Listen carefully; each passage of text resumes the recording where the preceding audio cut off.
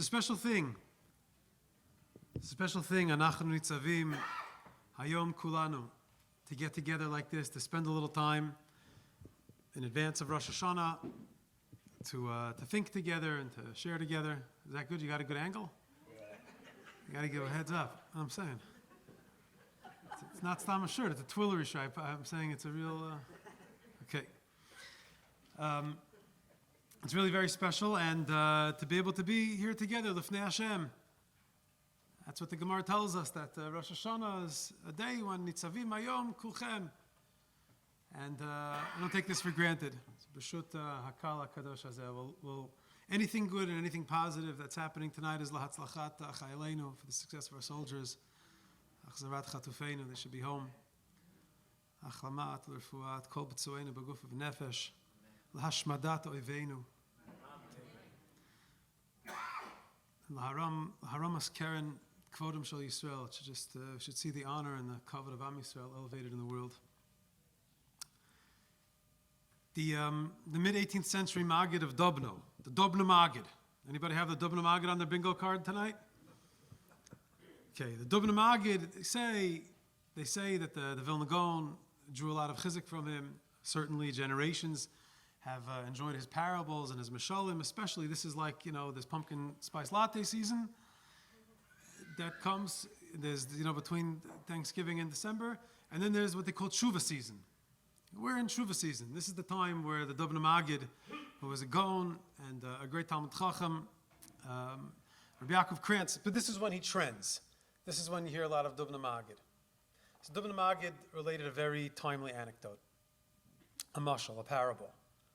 He said that there was a day laborer, a porter, otherwise known as a schlepper, somebody who would hang around the dock, and when Chevra would come, traveling salespeople or people who were hawking merchandise would come.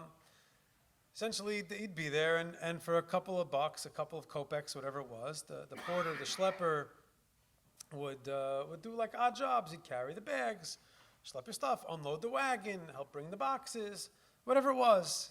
Maybe hang out in the marketplace, help bring the packages here or there. And according to how much he worked and according to his effort and his toil, he'd get a couple of kopecks to be able to buy his little black bread and herring at the end of the day. One day he was struggling under the extreme load and heavy weight of this luggage, of this baggage that some, seemingly very wealthy gvir who was coming through town dropped his trunks at the curb. And this guy, this porter, is just schlepping. He's sweating and he's krechting, he's groaning and moaning. He's carrying this on his back, and it's just exhausting, navigating the staircase of this little inn, hotel to bring the bags up to the bed. He's coming down the steps and then takes another trunk and schleps it up the thing and drops it there. By the time, he finished these unwieldy bags, he was like, his back was killing him and he was all schwitzed up, he was all sweated up.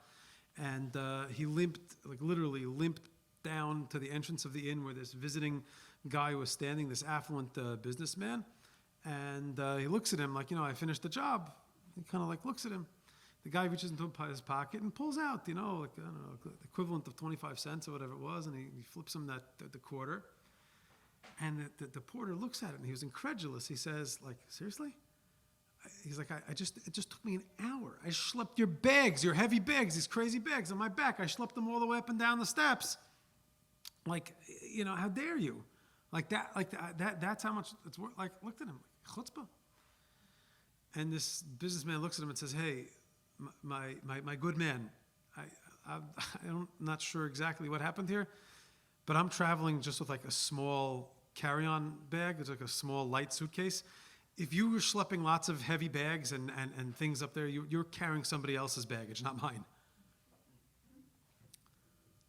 Said the Dubno Maggid, this is the intention perhaps of what Yeshayahu Navi tells us. Yeshayahu Navi says, V'lo osi karasa Yaakov. You didn't call upon me, Yaakov. The prophet is calling out to Am Yisrael. You weren't calling out to me. Ki agata bi Yisrael. Because you have grown weary of me.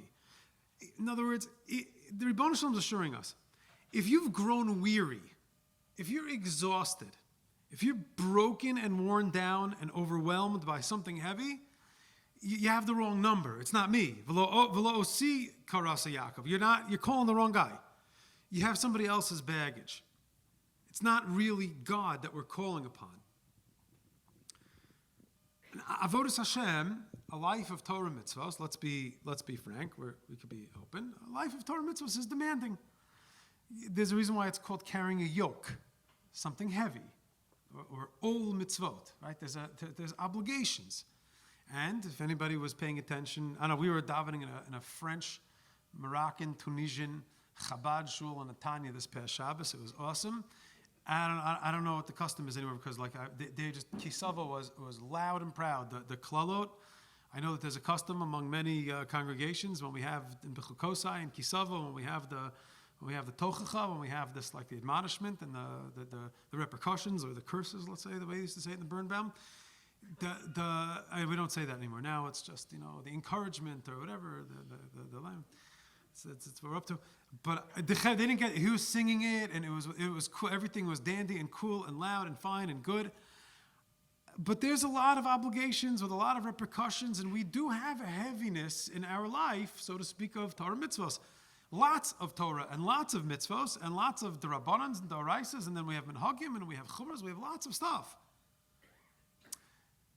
But the intention, the goal, or the experience of living a life of Torah mitzvahs is not meant to be one which is burdensome and heavy and exhausting. Ratza Kodesh Baruch Hu l'zakot et Yisrael. Hashem wanted to be mazakos, to give us opportunities to live a life of meaning and purpose and agency and merit and build a keren for this world and for the next world. Lefichach, therefore, here balam Torah mitzvahs. Therefore, Hashem gives us beautiful opportunities to do mitzvahs. Many of them are very natural and make a lot of sense, and it's kind of baked into being a normal and functional person in society. When a person lives with civics and respect and midot, those are mitzvahs. And when we respect our elders, and when we're charitable, and when we're generous, that counts. We get mitzvahs for all these good, holy things that we do. Lefichach, here balam Torah mitzvahs. The goal that Hashem gives us all these things to do right or to hold back from doing wrong is to make our life sweet and beautiful and good. And a life of Torah mitzvahs is not meant to be burdensome.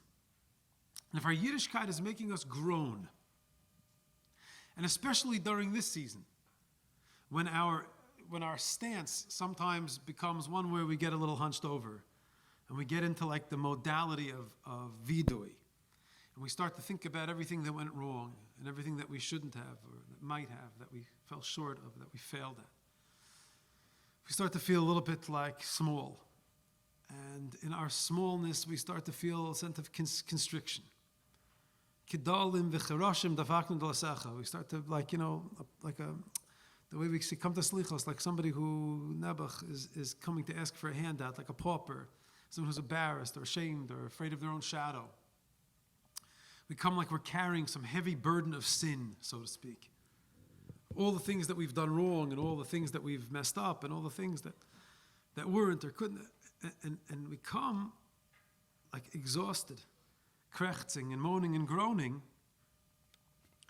Lo osi karasa Yaakov. That's what Dubna Maggid said. Dubna Maggid was a different operating system than the Baal Shem Tov. It was not some neo-Hasidic, nouveau, reel that goes around on social media or whatever that tells us that the right way to parent is not to make trouble and don't make anybody feel bad and don't give anybody criticism. No, this was a Baal Musar. His whole thing, he made his parnasa going around giving musar, saying parables and painting pictures of self-correction. The Vilna Gaon was very excited about the parables of the Dubna Maggid. V'lo osi karasa Yaakov ki agata b'Yisrael. If we feel crushed by the weight, by the load of tshuva, of avoda, of Torah, of mitzvot, of preparing for Yom Noraim, something has gone awry. Now, speaking of things have gone awry, something achshavi. After the tragic failure and failings of the Yom Kippur War, the Agronat, the Va'adat Agronat, they got together I don't know how it went back then. I wasn't around exactly. I read a lot about it, but there was some commission of inquiry. It seemed that there was a little bit of like respect for this commission of inquiry. I don't know, like there was like some consensus that like these people had the best interest of the nation in mind. And they got together to try to understand, like, how did this happen? Like, what went wrong? And in the context of their, let's call it a cheshbon hanefesh, right? An accounting of the soul, and of the technical, military, and political, and intelligence establishment of the state of Israel, which was on the heels of the great victory of 1967 of the Six-Day War. There was a sense of, I don't want to say that there was a delusion of invincibility, but it seemed that there was like we were riding a high wave, like things were real good. And only a couple of years later, less than a Shemitah cycle later, there was the crushing experience of the Yom Kippur War. And in this commission, this Agonat Commission, they coined the term Conceptzia. Conceptzia was like this, which is what they kind of condensed, like that was like the summary word, that was the trigger word, that really expressed what they came to conclude as being like the intelligence and military failure was because of this, let's call it like some laissez-faire kind of groupthink that everybody kind of just like agreed with each other and didn't challenge and didn't think critically. They kind of just made these assumptions that paralyzed the whole industry, and instead of thinking proactively, forwardly, and trying to look at the big picture, everybody kind of was just happy to turn a blind eye to certain things, and almost consciously or subconsciously, it's a machlokas achronim on the notion of Conceptzia and the Agonat Commission, just kind of let things be. And almost hide from the reality of what was taking place around us, what they should have seen, or what they could have seen, or might have seen, or were charged to see and failed to. And the hemsheich of the change or the shift in the political ideology and in the military perspective, at least this is according to some. I'm not a military analyst. I don't know how to deal with most of the question. I mean, I have my opinions. I've read the Torah. I know how Jews won wars in the times of the Bible and in the times of Tanakh. We killed bad guys, and we killed the bad guys that were with the bad guys, and we didn't feel bad about it. We actually rejoiced in it.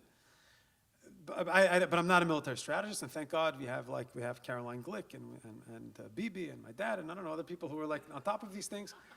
I don't know. I'm trusting. But the hemsheich, the continuation of this conceptzia, we're living through it. We're living through the repercussions of this, almost like this passive, reactionary way of being in a defensive mode, dealing with a reality of being surrounded by an infinite number of Amalekite jihadists and their husbands and fathers, meaning like the women, the children, all of them, who seek our harm, who seek with every opportunity in any moment that they're able to. This is not a new thing that happened October 7th. I was at the Chatuel Levaya. I was at the Fogels Levaya. I was at Ori Ansbacher's Levaya. We know what happened in Tarpat, in Hebron, meaning this is not like a new Metzias. I went to the Henkins Shiva. This is not a new thing that we're facing. It's not a new enemy that we're facing. The Torah itself says, Hu yepera Adam, Yadova Kova Yad Kolbo. This is not chiddush to any of us. We know that this is since the time of Yishmael, and the children and the descendants of Ishmael and Esav coming together, Eliphaz bringing about Amalek, Timchet Zecher Amalek. It's very simple. It's not rocket science. We all pay attention. Maybe we don't like the darshan. Maybe we prefer read the essays on different parts of the parsha. But we heard what the Ribono Shalom told Moshe Rabbeinu. Avenge the degradation of the Jewish nation in Midian. And the heads of the tribes came back after killing quite a few people that were involved in the war. And Moshe Rabbeinu said, what's the matter with you people? The only time we know that Moshe got angry is he hit the rock, and we make a big fuss about that. But the other time the Torah says that Moshe got angry Vayicharaf, that Moshe became furious, or he was really ticked off, was when they came back without having killed the women and children, who were also part of the degradation of the Jewish people. In other words, like, this is in Torah. I'm not saying politics. This is just in Torah. It's Parshas Matas Maseh. We read about this like Zachar is like probably, arguably, the only time that every Jew has to hear the laning about this, about how to deal with these rapists and murderers who seek to kill every single one of us and our loved ones. Meaning, but somehow, this Conceptzia, I don't know, I can't, I'm not a psychologist, and I don't know, I have no idea. But somehow, a Conceptzia took hold of us as a nation, as a dereg medini, as a dereg politi, as an army, that whatever, let's just assume that Hamas is deterred, and if we give enough money to Qatar, they'll leave us alone. And these tunnels that they're building, that we know they're building. I remember in Kfar Maimon 20 years ago, before the destruction, the expulsion of Gush Katif, I was at a rally. Everyone was talking about it. They heard drilling. Rav El Nakava spoke at the rally. He was talking about the drilling. Meaning like, but okay, whatever, hopefully it'll be okay. No, I mean, whatever, we'll be okay. Somehow, I don't know, we were stuck in some Conceptzia that like if we just kind of, like, well, what do they call it? Mowing the lawn? I don't know what they call it, mowing the lawn? Mowing the grass. Do you have? I have synthetic grass in my backyard. I grew up on 3/4 of an acre in Muncie. We had grass. I mean, we had a ball field in the backyard. We had grass. My dad did shrubs, and we planted whatever. Mowing the lawn or whatever they taught, trimming the grass over here, whatever it is. You put enough cameras, and some chevra watching satellites, Wi-Fi, it'll work out. But I know what happens in my house when, like, I don't know, something goes, the Wi-Fi goes, I can't do anything. But that's enough. If we have Wi-Fi and some cameras, then it'll protect us against all these bad guys, all the jihadis. And really, the Chevra and Yehudan, Shomron, they're not so bad. They're not really bad. Like all these videos you see from Jenin, like, come on, they're not as bad as the ones in Gaza, or I mean, in Lebanon, whatever, I don't know. Or, no, the ones in what they call East Yerushalayim, whatever, it's like the United Jerusalem. We have Yom Yerushalayim. I'm a Yom Yerushalayim, my favorite day of the year. My favorite day of the year, Yom Yerushalayim. Because we have one big United Jerusalem, I don't know, there's a whole bunch of parts of the city, it's like Lo Na'im, but it's okay, like, really, it's good, they're okay, like, if we give them jobs, they're not gonna wanna kill us. Let's bring them to our house and let them build our bathrooms and build our extensions. They're not gonna take notes and then kill the people who drove them for cancer treatments. Being entrapped in some defeatist mentality, defensive stance is called Conceptzia. And here we are. OUisrael's at war. It's an AES Milchama. And there's a new reality. And I know that in our home we have front lines. We have two daughters who lived two married daughters whose husbands were out in Jenin fighting the not as bad guys. And one in Gaza from the day after Sheva Brachos for 9 months.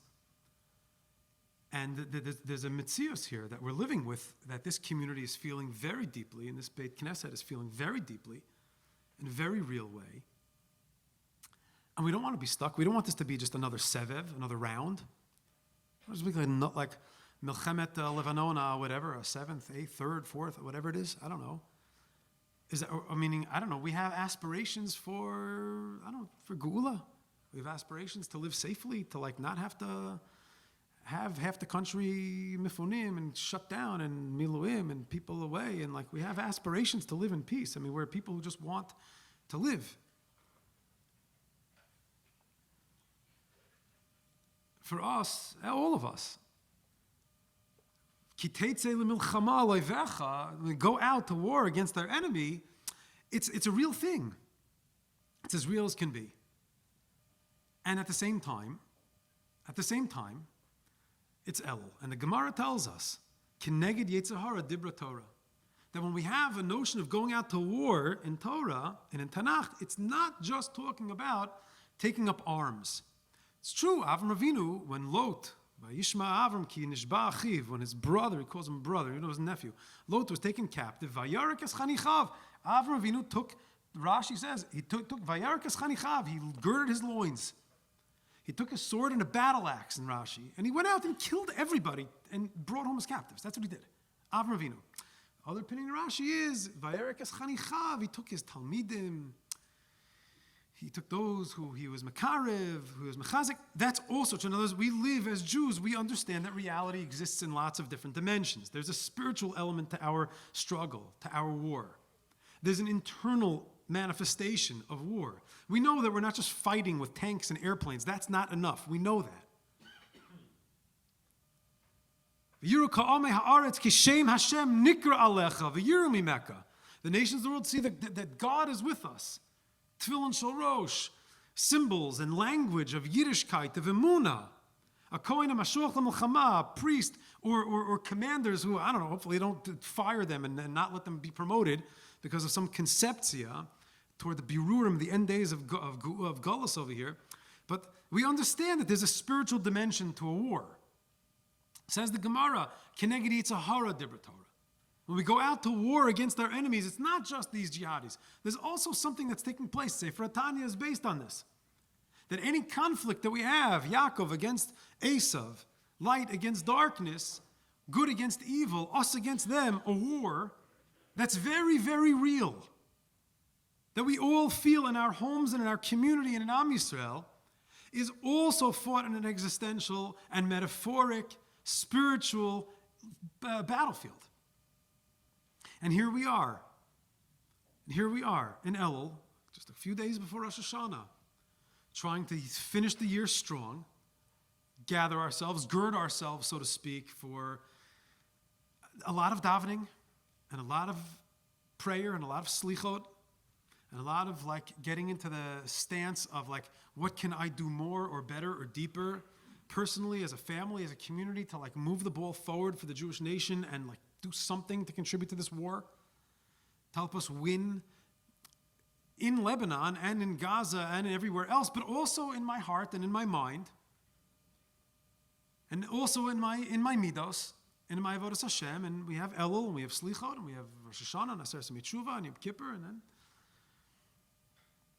and we don't want that when we think about our lives and our Yiddishkeit and our avodas Hashem, the way that we maybe treat other people, and the way that we speak to our loved ones, and the way that we come to shul, and the way that we practice our Yiddishkeit, our spiritual practice, our observance of Torah and mitzvos. However old we are and whatever stage of life we're in, it's you get to Elul and it's okay, here we go again. Got to get that, bust out the machzer. Here comes Torah OU. This is going to modi'in. Who's going to speak and who's going to help me crack that code that this year it's going to be different. I'm not going to be one of those people who gets angry and raises my voice at my kids. I'm not going to be one of these people who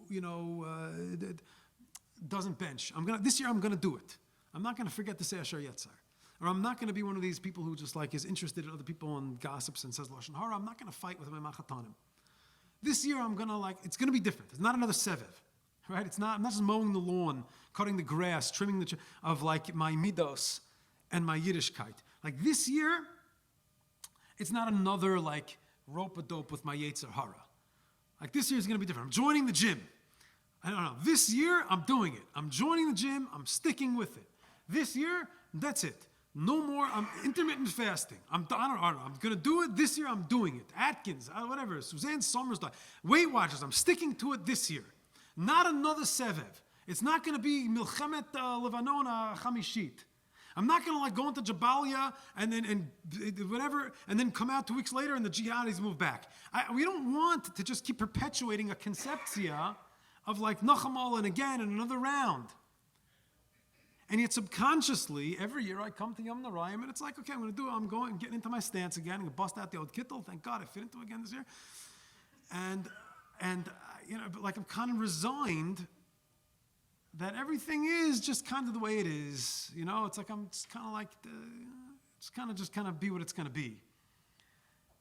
Because that's the way it always has been. The marriage, and it's enough. Managing things, or the midos, it's enough of managing things, or with my learning, whatever. I'm status quo, I'm sustaining. I'm just kind of going through it. There's a,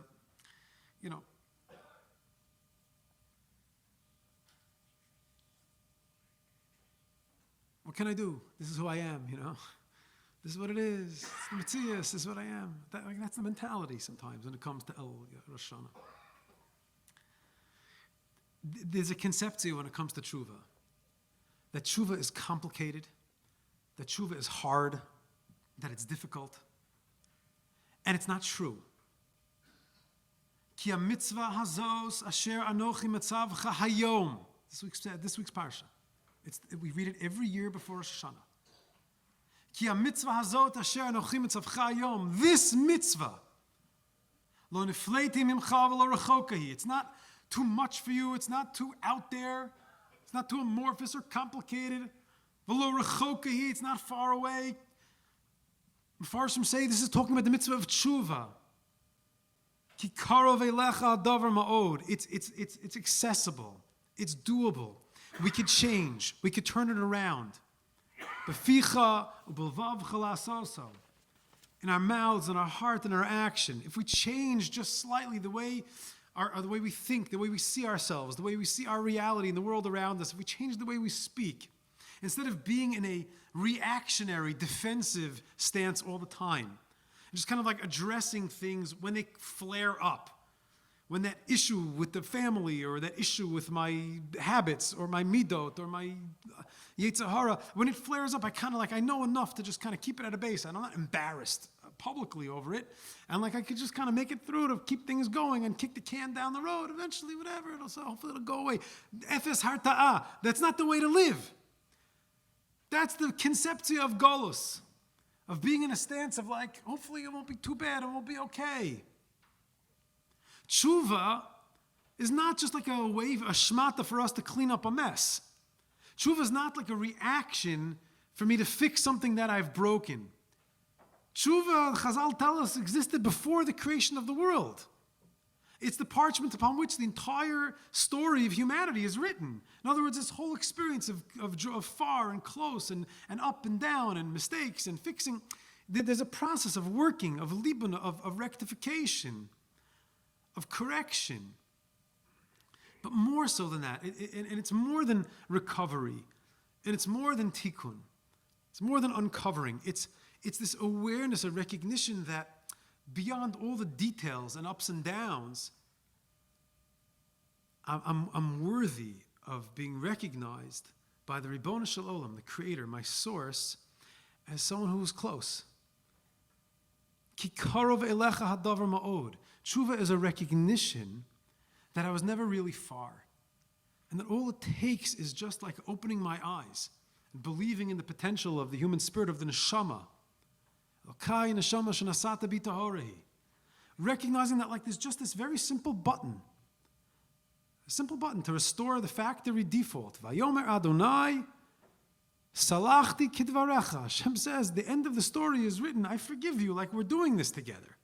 We're inextricably bound. Yisrael, Kuchabrichu, Oraisa, the Torah, Am Yisrael and Hashem are inextricably bound. And God is infinite, and Torah is infinite, and broad, and huge, with infinite possibilities, infinite alleyways and avenues of creativity and experience and expression. And so are we. So is mankind. So is Klal Yisrael. Rav Kook writes in AES Commission, there's nothing more assured, there's nothing more certain than the end of the story, if we just believe it, ending with our closeness with God.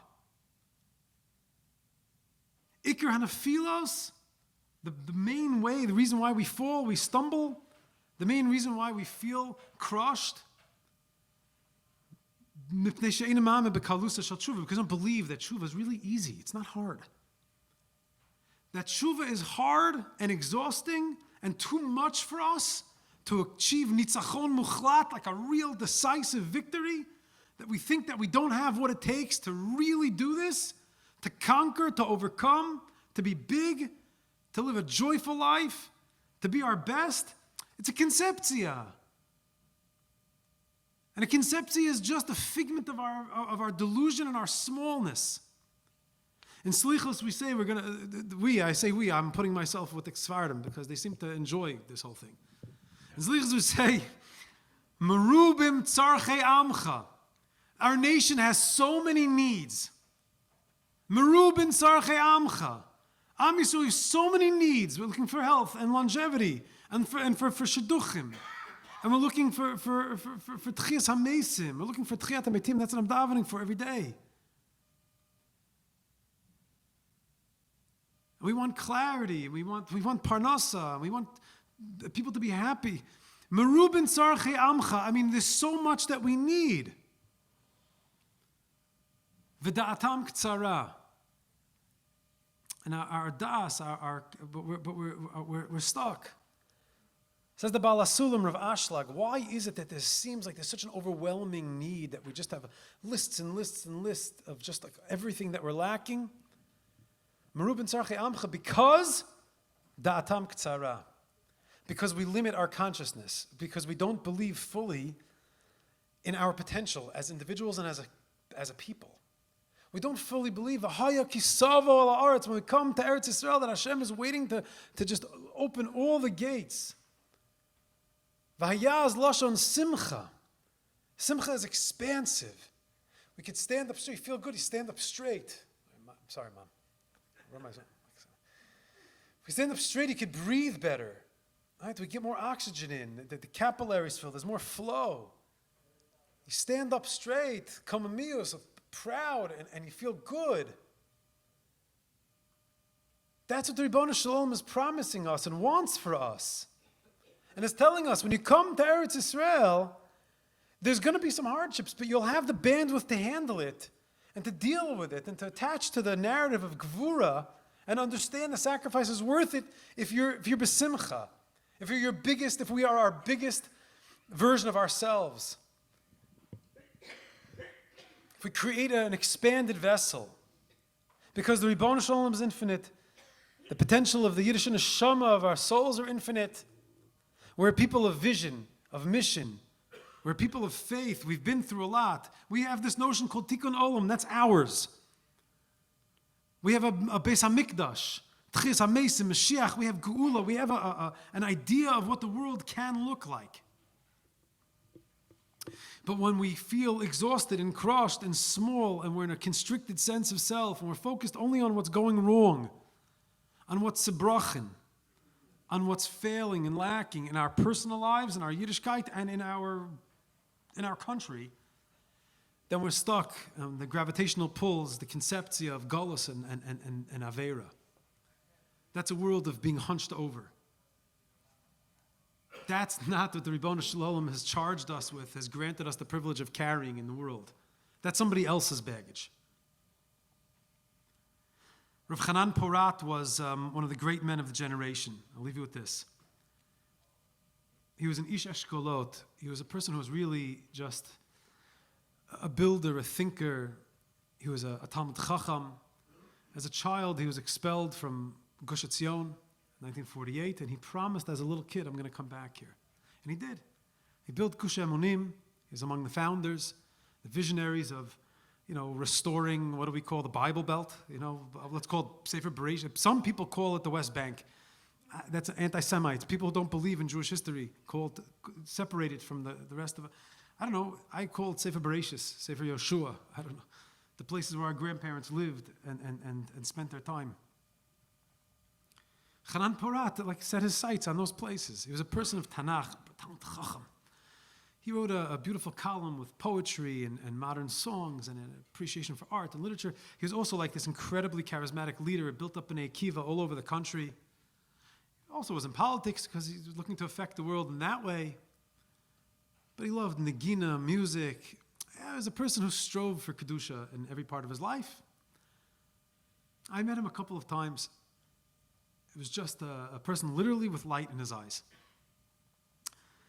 In 1977, when Begin swept into power and people were afraid that what happens, what Begin could do in office, what the Likud could do in office, that the right wing, Keviyach, what they call the right wing, could do in office, the leftists can't get away with. So they were afraid, they were worried. They heard whispering, Sebastian, Yamit, whatever, Eretz Yisrael. So when he went to America, Begin went to America, so Hanan Porat also went. Because they knew each other and had a lot of mutual respect and love for one another. And people saw Hanan Porat, they got uncomfortable because he was like this, almost like the baseline, you know what I'm saying? Like, you saw the Rebbe, you saw Hanan Porat. And he'd smile at you and look at you like this. He'd hold up his Tanakh and you're like, okay, what am I going to do here? I'm going to give away this land. So he came to America during that time, and he was going around. I think it was with Bnei Akiva, Mizrahi, not exactly what, but he was going around to different communities around America, trying to like build up a little bit of like consensus over Eretz Yisrael Shlema. And he met with a group of Jews, and he was very disappointed one day. He was talking and sharing and dreaming and vision and what we can be and what we can build, and people were just like very stuck in details. And he was very frustrated afterwards. He was tired afterwards. And on the car ride home, the fellow who was driving with him asked him, like, what did you think? What were you expecting? And Hanan Parat looked at him and said, Yemot HaMashiach, Hem Yamim Gdolim. The days of Mashiach, the Messianic era, which we are in some stage. They're Yomim Gdolim, they're big days. They're awesome days. Shebahem Chayim Anashim Ktanim. That there are people who are with a kleine cup, people who are stuck in smallness, are living in them.